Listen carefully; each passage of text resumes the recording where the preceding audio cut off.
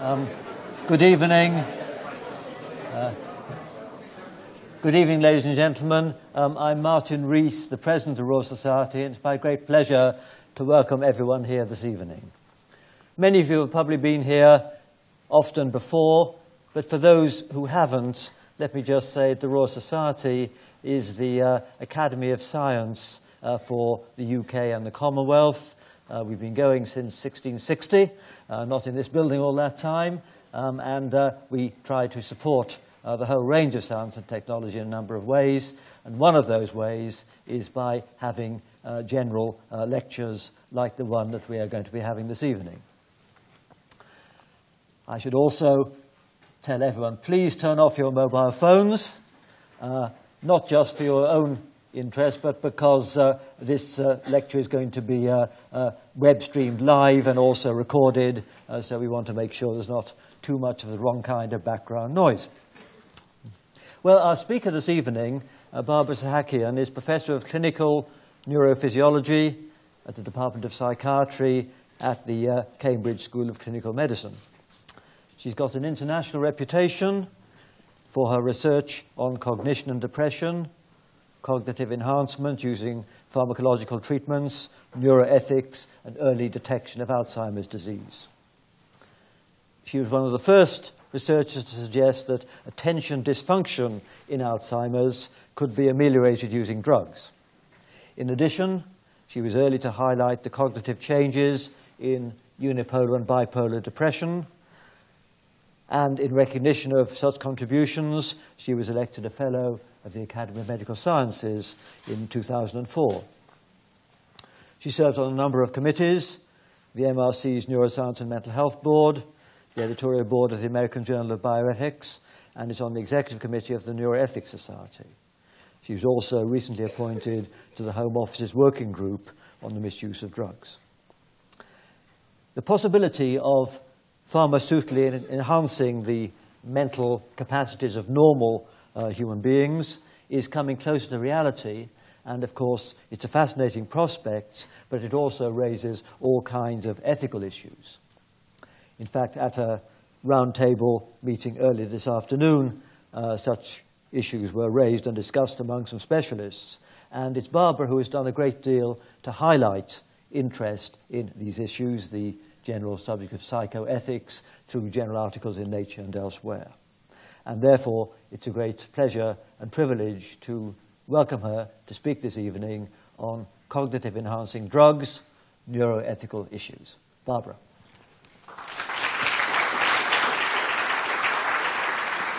Thank you very much. Thank you. It's a great honor to be here, and I'm very pleased to see so many of you come out tonight for this lecture. So the lecture is really in three parts. The first part is to try to explain my interest in cognitive enhancing drugs. Why does society need these drugs? What do they do? And I'll be talking about some of the neuropsychiatric disorders that we work with in my laboratory, such as Alzheimer's disease, attention deficit hyperactivity disorder, and schizophrenia, by way of examples of disorders where people who have these disorders need cognitive enhancing drugs. And in the second part of the lecture, we'll be talking about the neuroethical issues involved when healthy people realize that these drugs are cognitive enhancers and want to take them themselves. And then in the third part, hopefully we'll hear from you, the audience, about what you think about these practices. So I was recently on the science coordination team for the Foresight project on mental capital and well-being. And what that part of that key aspect of that project was to look to see how we could keep our cognition functioning even into our older age.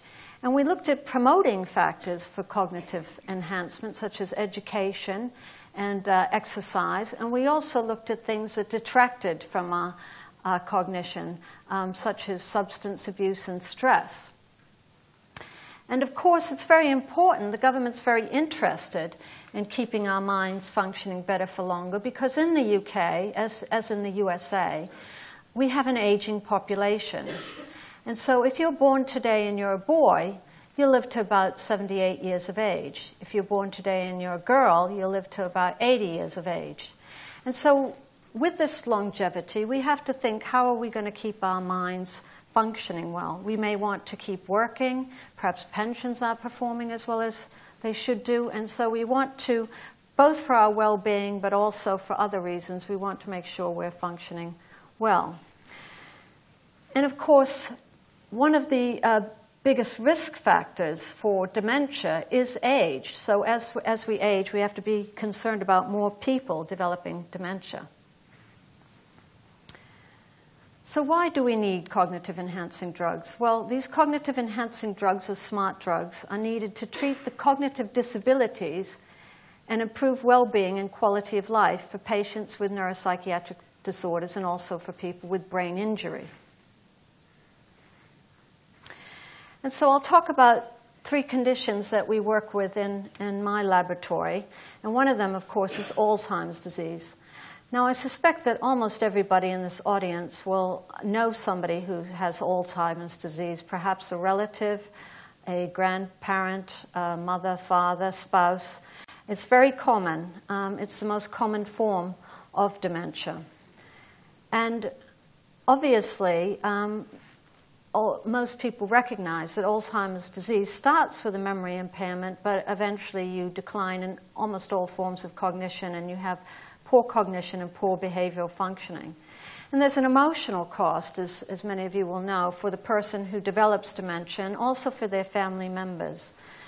And we really are looking for new treatments. I was lucky enough to be involved in some of the early treatments, some of the what we call proof of concept studies for the current treatments, which are the cholinesterase inhibitors, drugs such as Aricept, donepezil, which do work quite well for people in the mild to moderate stages of Alzheimer's disease in terms of boosting their attentional function and their concentration. But we really want better cognitive enhancing drugs for this condition. We want drugs which improve memory function. And ultimately, of course, we want drugs that will stop the neurodegenerative process, actually stop the underlying pathology that occurs. But it's been said that a treatment that would reduce severe cognitive impairment in older people by just 1% a year would cancel out all estimated increases in long-term care costs due to our aging population. So it would be very helpful if we had a really great cognitive enhancing drug for Alzheimer's disease. Well, schizophrenia is another condition which people suffer from. There's 24 million people worldwide who have schizophrenia. Now, schizophrenia generally affects people when they're in young adults, and then they have it as a lifelong condition. And many of you will know people who have had schizophrenia and had perhaps gone to university and suddenly had developed schizophrenia and were not able to go back to university, or perhaps had started at work and unfortunately developed schizophrenia and eventually couldn't come back to work. So there's considerable disability associated with schizophrenia. And most of you know about what we call the florid symptoms, or the psychotic symptoms, the hallucinations and delusions, hearing voices and things like that.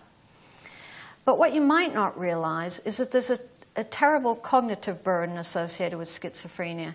And that's really the reason why people with schizophrenia don't rehabilitate and go back to work. So it's been said that even small improvements in cognitive function could help patients make the transition to independent living. So that would be great if we could do that. And then many of you know about attention deficit hyperactivity disorder. And this is the most prevalent neuropsychiatric disorder of childhood. It's very common. It affects 5 to 6% of children worldwide. And of course, it's characterized by the behavioral symptoms of impulsivity, hyperactivity, and/or inattention. And if it goes untreated, it usually has very poor longer-term outcomes. So these poor outcomes can include increased educational dropout, job dismissal, criminal activities, substance abuse, and increased accident rates. And this disorder also carries a heavy burden of cost to the government. So if we could treat these disorders effectively, we would also save a lot of money for the government that could be spent on other causes. So everybody stands to gain from this. Well, for attention deficit hyperactivity disorder, many of you will know we do have a treatment called Ritalin, methylphenidate, and it's reasonably effective. It treats about 60% of children with ADHD quite well. But there still remains another 30 to 40% of children who either can't take the drug because of the side effects, which they find very unpleasant and can't tolerate taking the drug for that reason, or because the drug is ineffectual. So we have to find a better, more effective treatment for those children. And there also, of course, with stimulant drugs such as Ritalin or methylphenidate, carries abuse potential. So that's another concern that other people have. And many of you will know, of course, about children with ADHD, but I don't know whether you all realize that about 50% of people who are diagnosed with ADHD as a child still have it as an adult. And in fact, in Cambridge at Addenbrooke's Hospital, I co-run a clinic with Ulrich Muller for adults with ADHD. So again, this is another condition which you can have chronically for most of your life. Well, there are a number of ways of boosting your brain power. And of course, my favorite one is education. That's a great way to boost your brain power. And there's other ones, such as physical exercise, or what we call neurocognitive activation, brain training, cognitive training. There's neuroprosthetics for cognition. But today, of course, we're going to concentrate on the pharmacological cognitive enhancement, or SMART drugs. Well, we'll talk about some of the actions of these cognitive enhancing drugs, and I work with all these drugs in my laboratory. So there's methylphenidate that we already mentioned, or Ritalin, which is the main treatment for ADHD. And it increases chemicals in the brain, dopamine and noradrenaline, by blocking their reuptake. So it boosts dopamine and noradrenaline in the brain. There's another newer treatment for ADHD called atomoxetine, and it's a relatively selective noradrenergic reuptake inhibitor, so it relatively selectively boosts noradrenaline. And people were interested in the action of atomoxetine because it seems to be that the substance abuse potential is associated with boosting dopamine in the brain. So they were hoping that atomoxetine would have no substance abuse potential, and this seems to be the case, in fact. Well, there's also another cognitive enhancing drug called Modafinil, or Provigil. And nobody's quite sure how Modafinil or Provigil works. It may act on orexin, or it may act, recent evidence suggests that it may act, in fact, to boost noradrenaline and dopamine as well, to affect these chemicals in the brain. Well, Modafinil was first licensed in 1997 for what we call narcolepsy. And I always explain to the audience, narcolepsy is a kind of excessive daytime sleepiness. So if I'm lecturing to you and you fall asleep, well, maybe it's just not a very good lecture and it's quite boring. But if I'm lecturing to you and I fall asleep, that's narcolepsy. Well, how can we measure different forms of cognition in the laboratory, and important forms of cognition such as working memory? Now, I'm using working memory as an example because working memory is something that we use all the time, and it's also affected in the conditions that I talked about, such as attention deficit hyperactivity disorder and schizophrenia. And to explain to you in a simple form of working memory, it's the type of thing whereby you open a phone book to look up a number, and you see the number, and it's 331209, 331209, and you kind of say it in your mind, and you're rehearsing it, 331209, and then you dial and you close the phone book. Well, if your call gets straight through, that's just great. But if it's busy, and you hear the busy tone, you suddenly think, oh gosh, what was that number? And now you've closed the phone book. Because the working memory is something that you use just for a short period of time while you're working on a particular problem, and then you may throw part of it out. So it's that type of memory. Well, with Trevor Robbins, I'm co-inventor of what we call the CanTab battery of tests, which work on a touch-sensitive screen, and we measure cognition in the laboratory this way. And CanTab tests are now used in over 500 universities and research institutes and hospitals in over 50 countries. But they were actually developed at the University of Cambridge. So I'll show you an example of the working memory task. And you can do it just the way that subjects do who are in our experiments. So what I say to you is, here you see some red boxes on the screen. And each of these boxes can be opened by touching them. And what I want you to do is touch the boxes and open them and find a blue token. And when you find a blue token, put it in this column here. But the important thing to remember is once you've found a blue token in one of the red boxes, never go back to that box again, because the computer will never hide it in that box again. So if you go back to a box where you found a blue token, that's an error. So people start by touching a box. They open it. There's nothing in that box there, as you can see. Nothing in that box. So they move on to the next one. Nothing there. Aha, blue token. So they move it over to this column here. And then they start the search again. So they might start where they originally started and open that box, open this next box, and the next one. And now they know they've found a blue token in that box, so they must skip over that box and go on to the next one. And then they find a blue token and put it there. So that's how that works. Well, what you can see here is that, as I mentioned, that both in childhood ADHD and in adults with ADHD, they're very impaired on this task of working memory. So they're quite different from healthy children and adults doing this task. They make many more of these errors by searching in a box where they already found a token.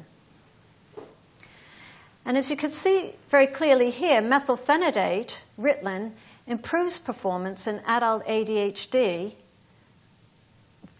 but also, importantly, in healthy volunteers, as you can see over here. And these are the Cambridge undergraduates, so they should be performing quite well as it is, but you nonetheless get this improvement in working memory. It's particularly large on the first session.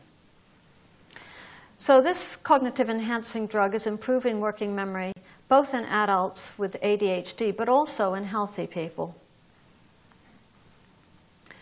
Well, we can actually put people in a scanner and image their brain and see which neural circuitry is activated when you perform this task.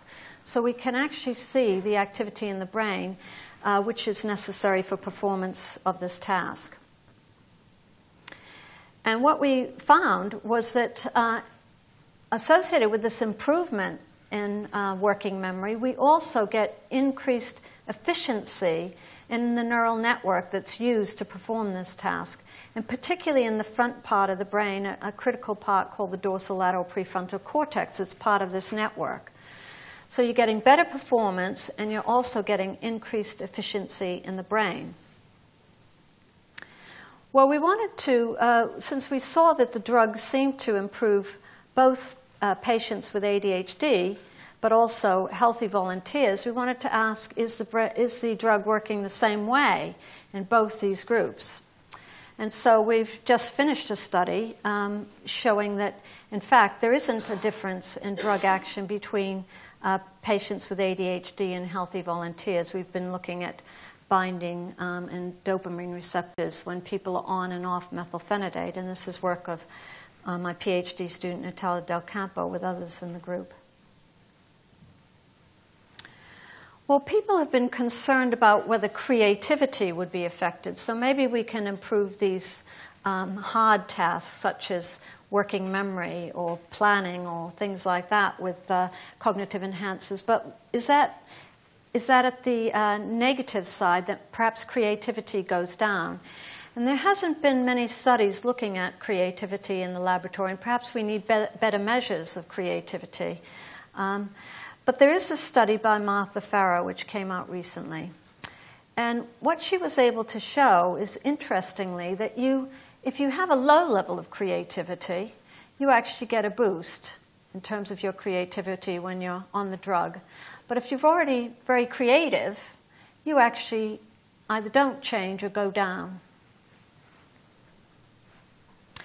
So some people have talked about the inverted dose response curve in amphetamine and stimulant drugs such as methylphenidate, that perhaps the best effects appear in people who are performing not at the top level but need a bit of a boost. They may get the best benefits rather than people who are already functioning very, very well. Well, here's another one of our tests that we use in the laboratory, and it's been very much validated in ADHD. It's commonly used in attention deficit hyperactivity disorder. And it's a test of what we call response inhibition, whether you can control your impulsivity and control your responses.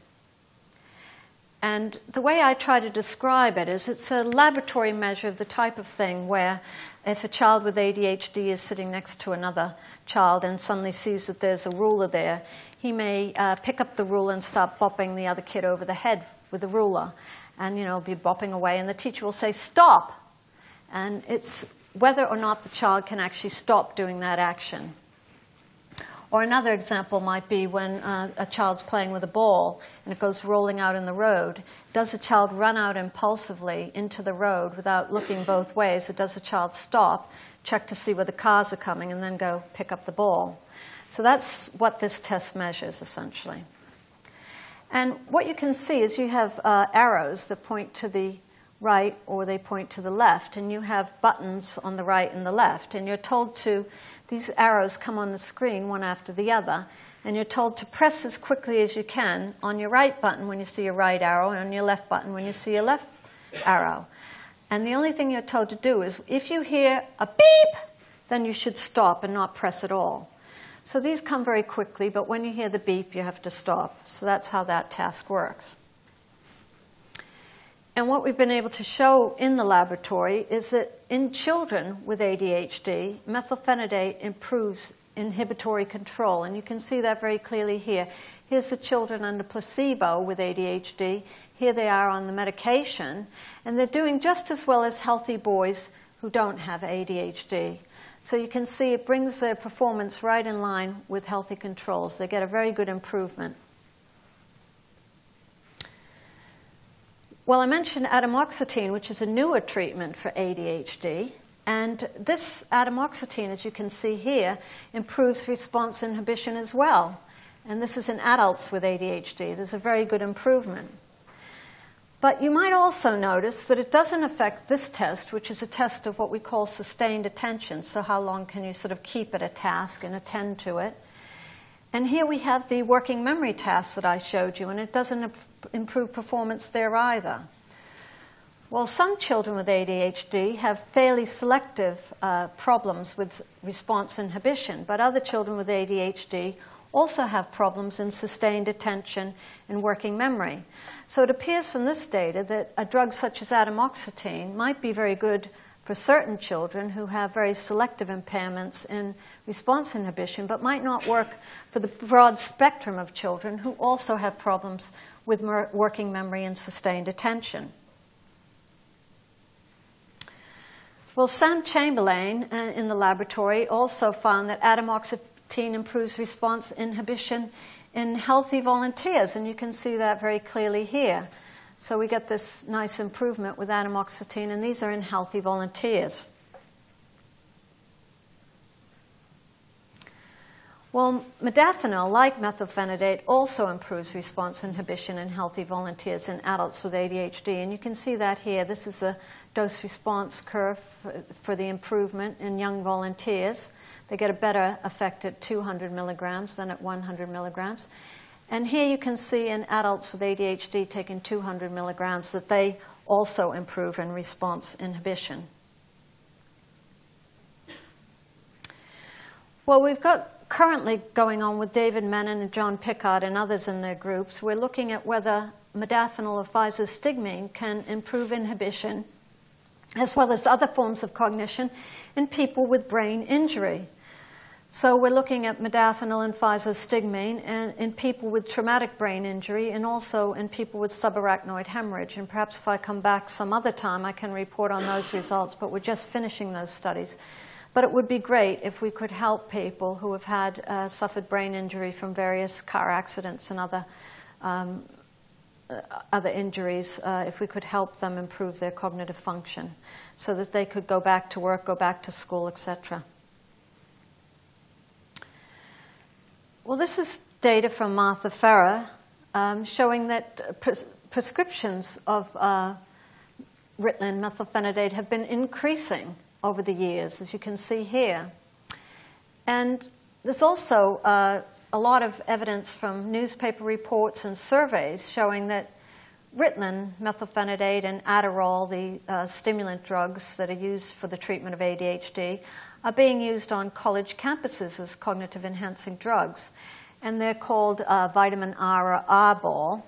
And it's often said that they're used either by weaker students who want to try to boost their cognition or by students who haven't put in the work throughout the term and they are sort of cramming for the exam and they want to stay up and keep their concentration late at night for a long period of time. So they take the Ritalin for that reason. And it seems to be a growing problem or issue with people. So, for instance, on some college campuses, it's been said that 16% or more of students are using cognitive enhancing drugs. And these are surveys that are published, so they seem to be very reliable and valid data. And it's been replicated many times, these studies. And a concern for some people, including Nora Volkow, who is the director of the National Institute on Drug Abuse, is that this trend seems to be happening in younger and younger people.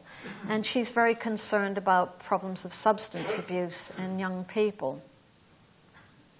Well, the same trend, this isn't just happening in America, the same trend is happening here. We have prescription rates in England of stimulants increasing steadily over time as well. So there does seem to be rather a lot of use of these drugs in students. And when we published our data with modafinil in healthy volunteers, and this you can see Danny Turner doing some of the testing here, and this is one of our planning tasks.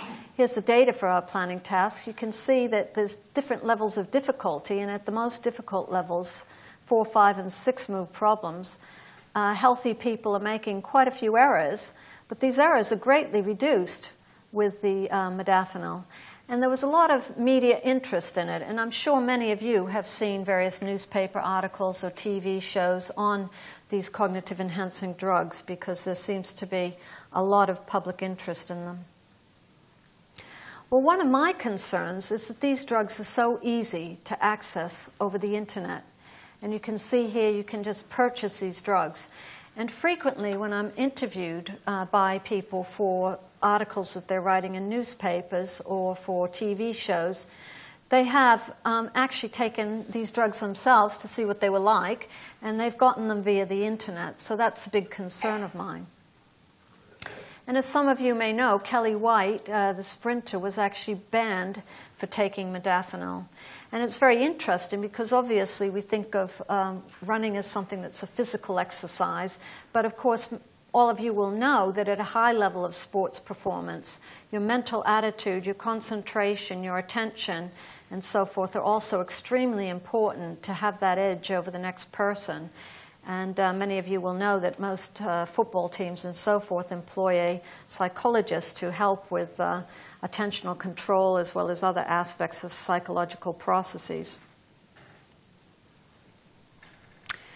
Well, there's many novel cognitive enhancers in development, and this is an excellent thing because, as I said, we really need these drugs for people who have cognitive impairment and poor functional outcome due to neuropsychiatric disorders of brain injury. We might be able to really help these people have a good quality of life and well-being if we have a good cognitive enhancing drug for them. And one of the more recent drugs that people have been interested in is the amphetamines, which enhance glutamatergic function in the brain. And it's been shown by Gary Lynch that healthy aged volunteers actually improve on the amphetamines in terms of their memory function. But this came out in 2002, as you can see, and so we really need further data showing that this effect is going to work. But it's promising anyway, and these other drugs are promising too.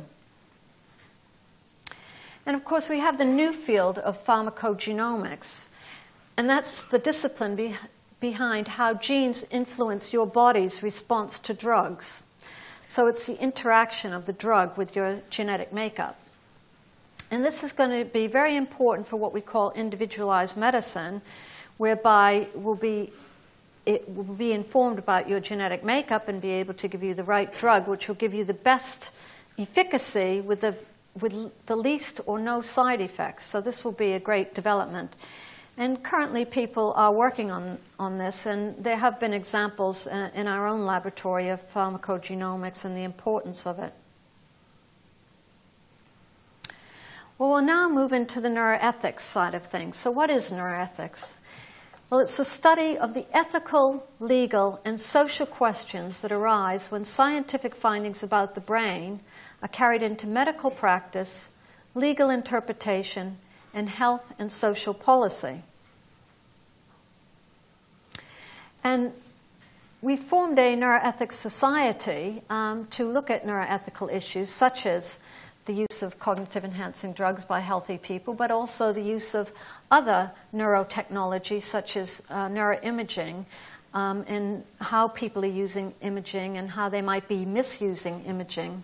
And I won't go into that now, but it's the subject of another lecture I give on the use of brain imaging for lie detection and other purposes. So one thing we need to do is to ensure that neuroscientists actually are taught in neuroethics, so that when they perform experiments, they think about what the impact of their experiments will be on society and how the general public will react to their findings. And we need also to train people to engage with the public and have a meaningful discussion with the public about their scientific findings, because first of all, we have an obligation as scientists to do that because we are funded by taxpayers' money frequently from the Medical Research Council or other UK councils. And so we do have an obligation to explain why we're doing the research that we're doing, why we think it's important, how we think it's going to affect society and help society.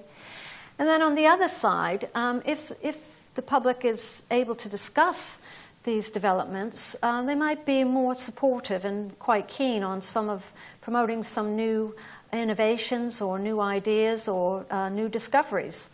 So it's a two-way street, and it would work very well. We'll discuss the rights and the wrongs of cognitive enhancement in healthy people. Well, one of the rights is that we know that there's disparity in society. Some people are disadvantaged, and they don't have as much opportunity as other people. Perhaps we could use these drugs to remove some of that unfair disparity in society. So, perhaps people should be helped if we can help them with these drugs. Other people have pointed to the fact that just for pleasurable or competitive activities, they could increase their performance, and this would be a good thing. So actually, musicians frequently take some of these drugs because they're working late at night, and they might be playing pieces for long periods of time. And they want to make sure that their performance is really good. They want to keep their attention throughout the whole performance, keep alert, keep concentrating. And they also want the performance to be top for the audience. They want to make sure that the audience has a really pleasurable experience. So that's another reason. And then there may be specific groups where we might want to enhance their performance. So, for instance, the military, because they're frequently either working during the night or working for very long periods of time in dangerous situations. We might be able to save lives, reduce the length of conflict by using these drugs. Or perhaps insurgents. So Lord Aradasi and his team at Imperial College conducting an experiment in collaboration with myself where we're looking at Modafinil as a form of cognitive enhancement in surgeons and comparing this with caffeine, which is the usual cognitive enhancing drug that surgeons might take. So, as you can imagine, frequently people do take coffee to stay awake and alert, but as many of you will have experienced yourself, if you take quite a lot of coffee, you might start feeling jittery, your hand might start tremoring. Not a good thing in a surgeon. And there may be other groups who we want to enhance cognition in. Well, as I said, there's been a lot of interest in the general public in cognitive enhancing drugs, such that they're actually making comics about it now as well. Well, the military, of course, are some of the first group of people to know about cognitive enhancing drugs. They're very interested in them. And they say they want to eliminate the need for sleep during an operation while maintaining a high level of both cognitive and physical performance of the individual. And, of course, they cite one of the reasons for doing this, for shortening the duration of the conflict. Well, what are some of the wrongs? And I've listed them all here, but these are probably the ones that come up the most frequently and the people are most concerned about. So one thing I'm concerned about is there could be long-term side effects, and I'm particularly concerned about this in the developing brain. We haven't done studies of safety and efficacy in healthy people, so we don't really know what happens in the long term in terms of safety. And if we have, it's one thing if you have ADHD as a child and you have severe ADHD and you can't focus in the classroom and you're disruptive, it may ruin your whole school career. You may be excluded from school. And so it's very important that you get an effective treatment. But in a healthy child who doesn't have a neuropsychiatric disorder, where the brain is still in development, as you may not realize, the brain is in development into adolescence and even young adulthood. So we may be modifying in some ways receptors in the brain or other aspects if we give drugs to children. And then there could be greater inequality in society. So I talked about reducing the disparity in society, but there may be greater inequality. Suppose that you have to pay for these drugs so that the access is dependent on having money. And then there's also the abuse potential for certain pharmacological cognitive enhancers, such as the stimulant drugs, methylphenidate, Adderall, and so forth. And some of the students that you interview or you speak to say that they feel that other students using these drugs, they're cheating. So they get very angry that some other students are using these drugs because they say it's cheating and they're getting an unfair advantage over them in exam situations. And then that brings up the idea of coercion, because I have heard about one of the English students who went over to UCLA, and when he got there, he found out all the students were using cognitive enhancing drugs. So he felt pressure upon him to use drugs while he was there, which is what he did do, but he's since come back and stopped using them. So there could be coercion, and there could even be, one might be forced into taking a cognitive enhancing drug. And do we really want as a society to move in the direction of a 24/7 society where we stay awake and work all the time because we can stay awake and work all the time? Shouldn't we be thinking about other solutions to problems?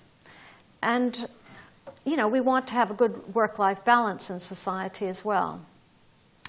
So I'll just show you an example of where somebody is forced. And this is a man who was had severe mental illness, and he was actually forced to take an antipsychotic medication so that he would be lucid enough to understand that he was being put to death. Well, I first learned about, I knew about students taking Ritalin at university because that was quite common, and I'd heard a lot about that and knew about the surveys and so forth. But I found out that a lot of academics were also taking cognitive enhancing drugs. And recently with Sharon Marin Zamir, we published a paper in Nature called Professor's Little Helper. And I first learned about this when I was lecturing over in Florida, and it was late in the afternoon. They gave me a late afternoon slot to lecture over there, and I'd only just come the day before. And I was really jet-lagged. And I said to my colleague, oh, they would give me the afternoon slot. I'm so jet-lagged. And he said, would you like some of my modafinil? And I said, oh, do you take modafinil? And he said, yeah, I take it all the time for jet lag. And so I thought, well, that's interesting. Maybe there's something going on here that I don't know about.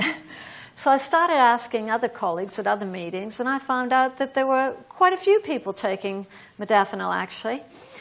And so I did a survey of these people that I knew, and they actually snowballed the survey on to ask other people. And so we'll just look at the reasons. I was quite curious about why are they taking modafinil, how often do they take it, what do they think the effect is, what effect size is, and what do they think it's, what forms of cognition do they think it's affecting.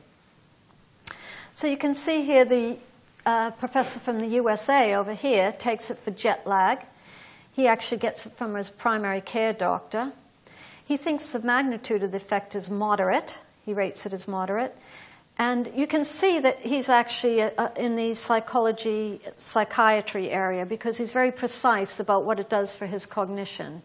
He says it's a global effect, including attention, working memory, and word finding. And of course, these are important when you're considering giving a talk. It's very important that you keep your working memory and attention going, and also that you don't have any word-finding difficulties. So obviously for academics, these are very important skills, and they are for most people anyway. Well, here's a UK professor, and he says he takes it fortnightly, and he doesn't take it for jet lag. He takes it to enhance productivity and for important intellectual challenges. So he takes it to get a really good working day in and do a lot of productive work. He obtains it through the internet, and as I told you, I'm concerned about that mechanism for getting drugs because you don't really know what you're getting. You might find that, for modafinil, you shouldn't take it if you have high blood pressure. You might find that it's counterindicated for you. Or if you're an older person, you might be on other medications, so there might be drug-drug interactions. So this is a very unsafe way to obtain medication. He says the effects are mild but very valuable, and that it affects his mental energy, and increases mental energy, and improves sustained hard thinking. Now, I always joke about this because the reason he's got a mild effect is because he's using that lower 100 dose of modafinil instead of the 200 dose that the professor who's in the area of medicine knows. This person's a philosopher, so they obviously don't know quite what dose to use. Well, after that paper, Nature did its own survey. And they got 1,400 respondents for this survey from 60 countries who responded to their online poll. And 1 in 5 of these respondents said that they had used a cognitive enhancing drug. And for that specific purpose. And of those respondents, 52% obtained the cognitive enhancing drug by prescription, but 34% were obtaining the drug off the internet. And the most popular drug was methylphenidate or Ritalin, and the second most popular drug was modafinil. Now, importantly, and I'm sure this audience feels the same, almost all the respondents felt that people who had a neuropsychiatric disorder should be given cognitive enhancing drugs to improve their cognition and help them function better in their daily living. But importantly also, most of the respondents thought that healthy children under the age of 16 should not be given cognitive enhancing drugs. But importantly, thinking about that coercion problem, we find that 33% of respondents said that they would feel pressure to give cognitive enhancing drugs to their children if other children at school were taking them. So there is the issue of coercion, as I mentioned. So what do the experts think? Well, we have Michael Gazzaniga at the University of California, Santa Barbara, and he says, if we can boost our abilities to make up for the ones that Mother Nature didn't give us, what's wrong with that? And we all know that we're very good at some things, but not so good at other things. So some people don't have a very good memory, or some people aren't very good at planning. So it is a nice idea to think that we might be able to improve ourselves with these cognitive enhancing drugs. And what about Martha Farrer at the University of Pennsylvania? So she said it would, without question, improve her quality of life, but she's slightly concerned about whether improving productivity through this artificial means might undermine the value of hard work. So we all know here, when we do something well, when we work really hard and we achieve something, a degree or whatever it might be, or just a good mark on a paper, or perhaps we give a good lecture, whatever it is, we take some pride in that. We think, well, I worked hard for that, and I really did well. I got, it's an achievement. Perhaps if we just took a pill, we wouldn't have that same self feeling of, well-being, that we actually achieved this difficult thing on our own. We might feel that we just took a pill and that's how we got it. So it might undermine the value of our hard work. Well, Philip Harvey at Emory University says, I often fly to Europe to give talks. I used to travel the day before to give myself time to recover. But with modafinil, I can now give a talk the same day I arrive and feel like I've had a normal night's sleep. So again, this is one approach to a problem, but then, perhaps he should travel the day before. Maybe he could enjoy the city that he's come to, or, relax and get a bit of a break. So is this the way we want to move in society, headlong into a 24/7 society? We will work, and we will work that same day because we can work that same day. Well, there's also negative views from experts. So Eric Kandel, the Nobel Prize winner at Columbia University, says using drugs to boost exam scores is awful. The drugs are designed for people with serious problems who really need help. And Howard Gardner at Harvard University says we have no idea what these drugs do to other forms of intelligence, for example, emotional intelligence. So if we all become incredibly brainy, will we have no sense of empathy with other people? Will it affect our ability to have social interactions or respond to other people? And Anjan Chatterjee from University of Pennsylvania says no one has conducted thorough studies about how brain-boosting drugs would affect healthy people after weeks or months of use. So that's quite right, and that's one of the concerns that I have. We haven't really done the safety and efficacy studies in healthy people. We need to do those studies.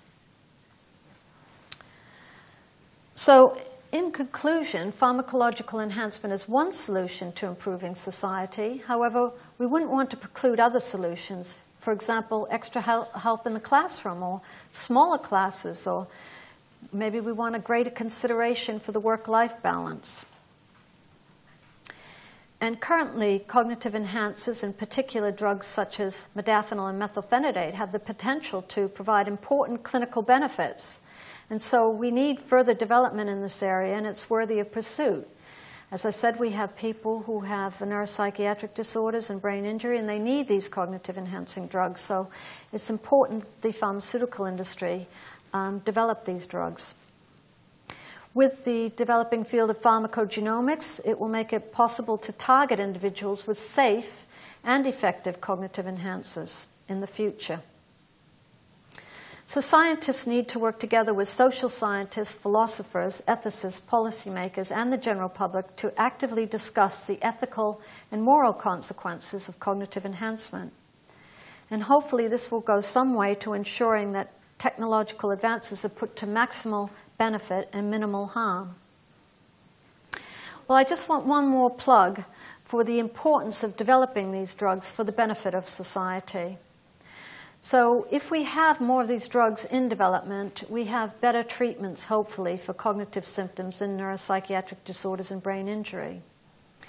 And the Academy of Medical Science report on brain sciences, addiction, and drugs said that small percentage increments in performance can lead to significant improvements in functional outcome, so that it's conceivable that a 10% improvement in a memory score could lead to an improvement in an A-level grade or a degree class.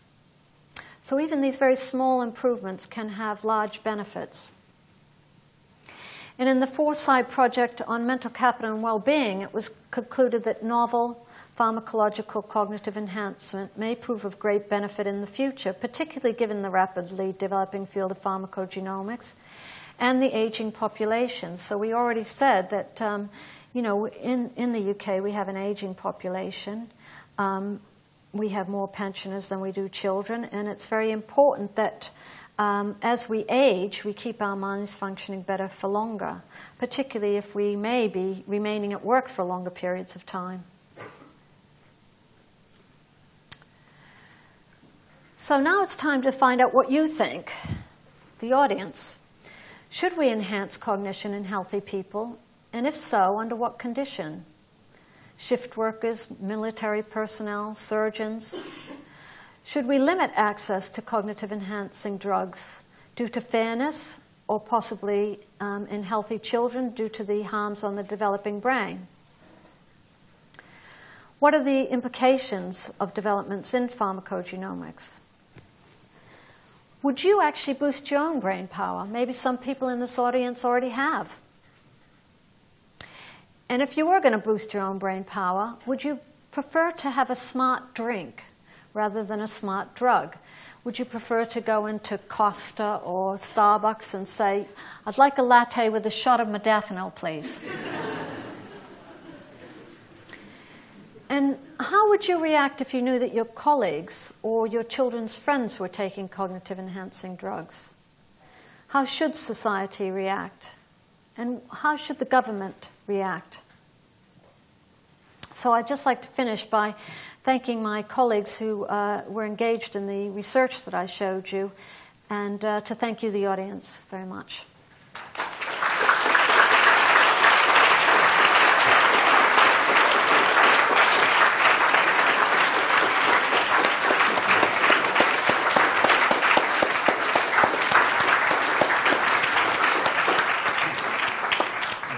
Thank you, Bob. We have some time for questions. And can I ask anyone who wants to ask a question, put their hand up and wait till one of the two roving microphones get to you, and then, if possible, stand up to ask your question. You could. So there's a question from the gentleman there and one over there. So you can.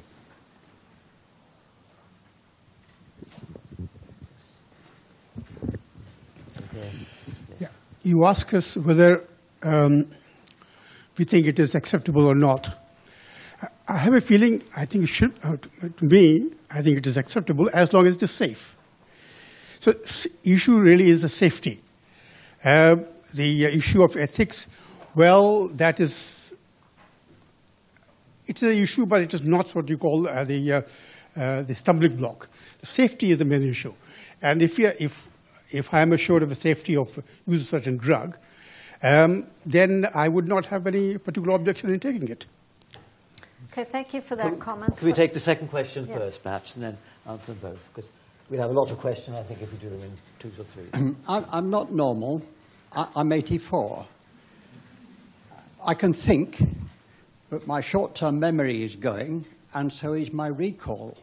What would you advise? Yes. Yes. Can you answer both? Yeah, well, thank you for your comment. Safety is obviously a primary issue here, I agree. And you've made precisely the point that we've tried to raise in the Foresight project on mental capital and well-being, that people, people, it would be nice if there were cognitive enhancing drugs for older people that help them perform the way they were when they're in their 20s and 30s. So it is an important issue. And as I said, we do have some, for people who actually become demented, we do have the cholinesterase inhibitors. But, we need better, more effective drugs, and it's important that we develop these. And, older people probably will want to use these drugs, I think, as they feel that they could improve their memory and their general functioning. Let's take two more. Two people right at the back. So we have some near the back. One each side, yeah. Okay. First of all, thank you very much for an interesting talk. I'm not sure how these drugs are manufactured, but I'd just like you to consider one thing. Like probably many people in the audience, my parents weren't born in this country. My father's from South America. My mother's from the Caribbean. And they have a lot of naturally occurring plants and organic plants which have this same effect. And my mother can actually walk through botanic gardens and tell me which each plant is for. Even plants, for example, that can actually make you have a naturally occurring miscarriage, for example. So I'm wondering if you would have the same views if you could get it in an organic way as opposed to if it were manufactured by a pharmaceutical company. Let's have another question at the back. Which one are you pointing at? First of all, if I was in a war zone and was in danger of collateral damage, I would hope that every pilot was taking Modafinil. I want them to be alert as possible. The second point is, being a teacher of many years, I've once witnessed one of my students selling his Ritalin to his students, fellow students, at £1.50 a pop just before the exams. And every single one of them achieved exactly the same grade that I had predicted. There was no enhancement at all. What you've been talking about here, do they include placebo double-blind tests when you're doing these clinical trials? Before you answer, can we get the microphones to the two next speakers while you answer those? Yes, well, just to take the last one first, yes, they are placebo-controlled and double-blind, but our studies are mainly acute, so we haven't looked at chronic use. But yes, I mean, basically they've popped the methylphenidate for us, and they've had a better performance on the tests that we looked at, and this was done blind. So we do see objective improvements in our measures. And other people have as well, of course, because we're not the only group who works on cognitive enhancing drugs.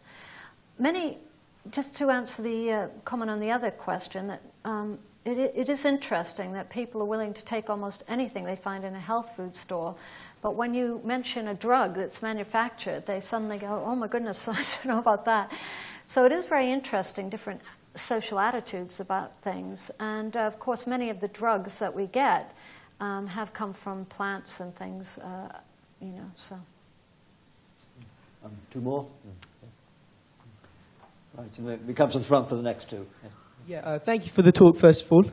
Just going back to the point you made about the professor from the University of California, you mentioned that it would be a great thing if people with memory problems can improve their memory, and people with different types of problems can basically become better individuals, to become well-rounded individuals.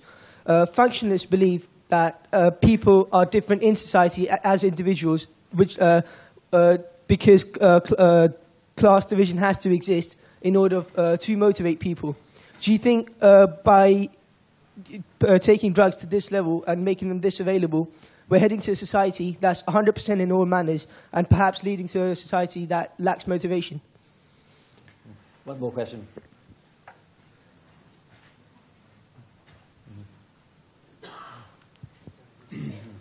I take, given the age of the drug, Modafinil, that it's now off patent. And is there a possibility it could be repatented for a different use? Well, that means that it can be made in a generic form, of course, that it's off patent. And the company very cleverly has come up with a similar drug recently and put that on patent in anticipation of it coming off patent. In terms of the other question, I don't think we'll become a homogeneous society. I would not expect that people would lose their motivation from taking cognitive enhancing drugs. There is a problem, as I said, in substance abuse, where people who actually chronic drug addicts, they do lose their motivation, and this has some relationship to the dopamine system in the brain, and I won't go into that in great detail, but I think that frequently what people are doing is they're very motivated, and that's particularly why they're taking these drugs. But they're motivated in a certain focused way, and perhaps they should be thinking of other ways of enhancing their cognition, such as through education, through physical exercise, and perhaps planning their schedule better so they don't have to cram for an exam. There might be other ways. Just 2 more questions. Yeah. Excuse me, could you address the issue of how addictive you would see these drugs potentially as? If you're taking something like modafinil, you might presume to have improved performance, and so if you are unable to access modafinil, you might resort to more desperate behaviour to actually acquire it, and the divisiveness with which it might lead to in society, with people being able to access it if they were wealthy enough, or might have to resort to crime in order to get it. One over there.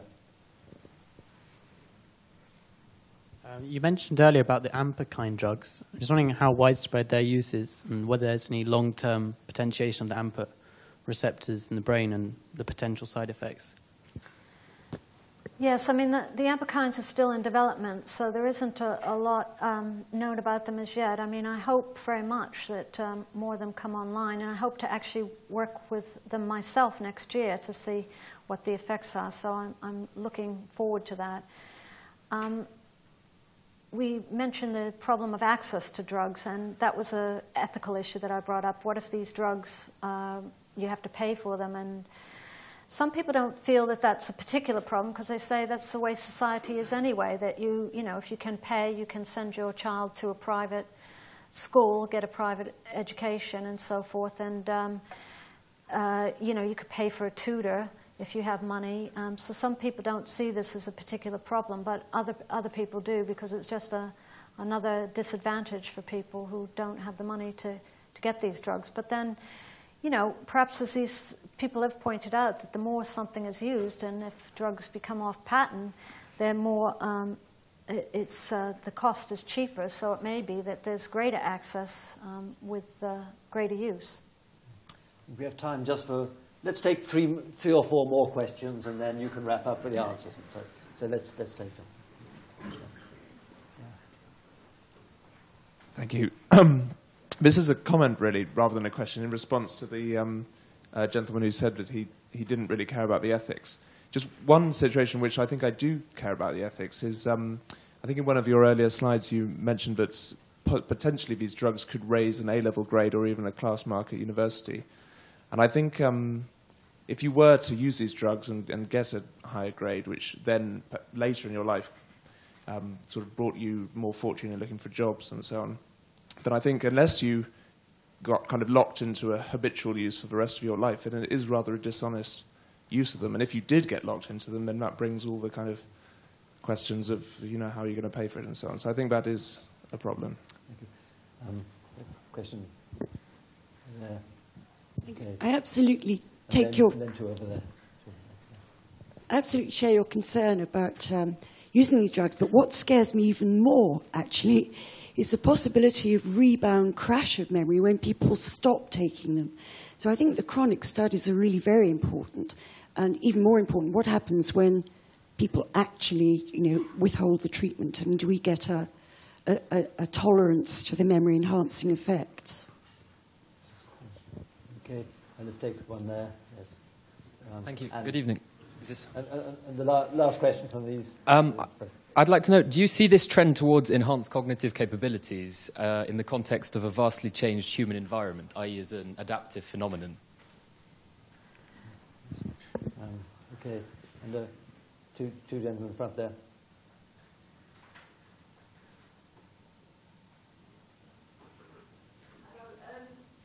Yes. Thank you very much. It was very interesting, and in terms of the ethics, is with all the development of enhancing everything, it's at the beginning when you explained about how we can improve our cognitive ability through physical exercise, education, and so on. You said about stress, and it just seems that we're pushing and pushing and pushing, and like you said about where the flight, why not be, you know, take the extra day. It seems that in a desire to you know, push forward, how can you then look at these drugs with that in mind as a sorry, I'm going on, but I'll get to it. That word finding thing would be good. So what my question is, what about stress? So you were great, we're great, getting great thoughts, but are we not having nervous breakdowns on the way there?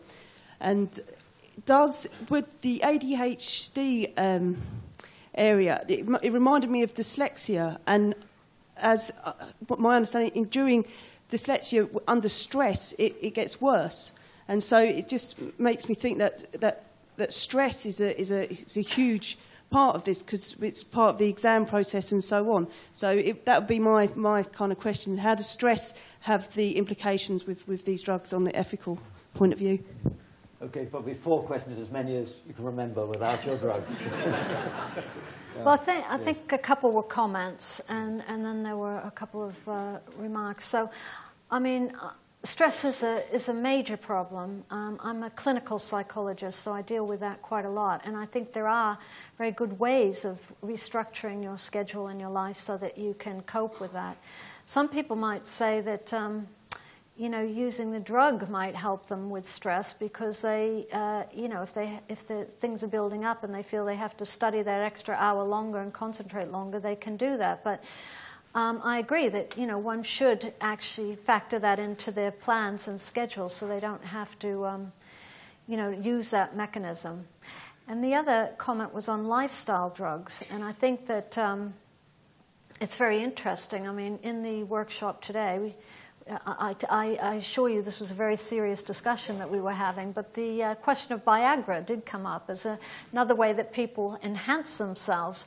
And it was mentioned that, of course, originally that was specifically for a treatment for dysfunction, but now that it's generally used as a lifestyle drug. So there is this trend, I think, to using drugs more in terms of lifestyle experiences rather than as a treatment for something. Okay, well, clearly we could go on a long time with questions, but we really ought to stop now. But before we close, I think we ought to express appreciation because the topic which Barbara's addressed is a very important one for science and for society, and it's fairly clearly going to become more important as time goes on. And I think we're very lucky that people like Barbara are highlighting not only the science, but also the concerns for society.